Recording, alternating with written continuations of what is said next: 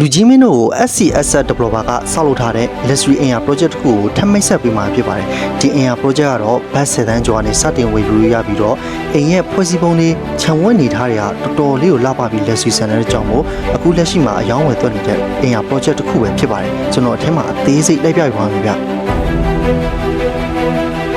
ကျွန်တော်အခုပြပေးမှာတော့362 square meter cultivate လုံးချင်းရင်ပဲဖြစ်ပါတယ်။ SCS developer ဆောက်ထားပြီးတော့ကြောင့်မို့အတွင်းကဖွဲ့စည်းပုံတွေကတော်တော်လေးကိုလှပပြီးတော့ luxury ဆန်တော့ပြရပါဗျ။အဆုံးထိလိုက်ပါကြည့်ရှုရအောင်။ဒါကတော့အောက်ထပ်မှာရှိတဲ့ပထမအိတ်ခံပဲဖြစ်ပါတယ်။ထပ်ပြီးအခြားလေးအောင်တော့ကြည့်အောင်။ဒါကတော့ dining room area ပဲဖြစ်ပါတယ်။အခုမြင်တွေ့နေရတော့ kitchen ပဲဖြစ်ပါတယ်။သူ့နောက်မှာဆိုရင် toilet တစ်ခုရှိပါဗျ။ထပ်ပြီးတော့အပေါ်ထပ်ကိုသွားကြည့်အောင်။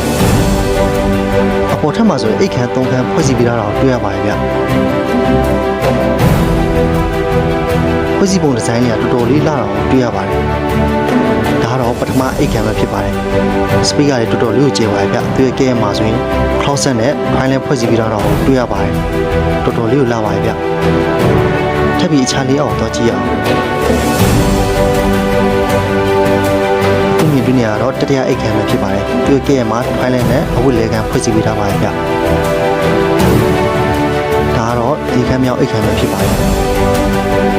တော်လေးကိုလာပါဗျ။ toilet ဖွဲ့စည်းပေးထားတာကိုတွေ့ရပါတယ်။အပေါ်ထပ်မှာဆိုရင် space ပိုလေးဖွဲ့စည်းပေးထားပါတယ်။အဲ့တော့ဒီအိမ်ယာ project ကိုစိတ်ဝင်စားလို့ဖြစ်ဖြစ်လူကိုယ်တိုင်လာကြည့်ရှုနေလို့ဖြစ်ဖြစ်အောက်မှာပေးထားတဲ့ Viber နဲ့ဖုန်းနံပါတ်မှာဆက်သွယ်နေရဆိုနေပါတယ်။ထိုင်းနိုင်ငံမှာရှိတဲ့ကွန်ဒိုနဲ့လုံးချင်းဝယ်ယူလို့ဆိုတော့ GIG Thai Office ကိုဆက်သွယ်နေရဆိုနေပါတယ်။အားလုံးကိုကျေးဇူးတင်ပါတယ်။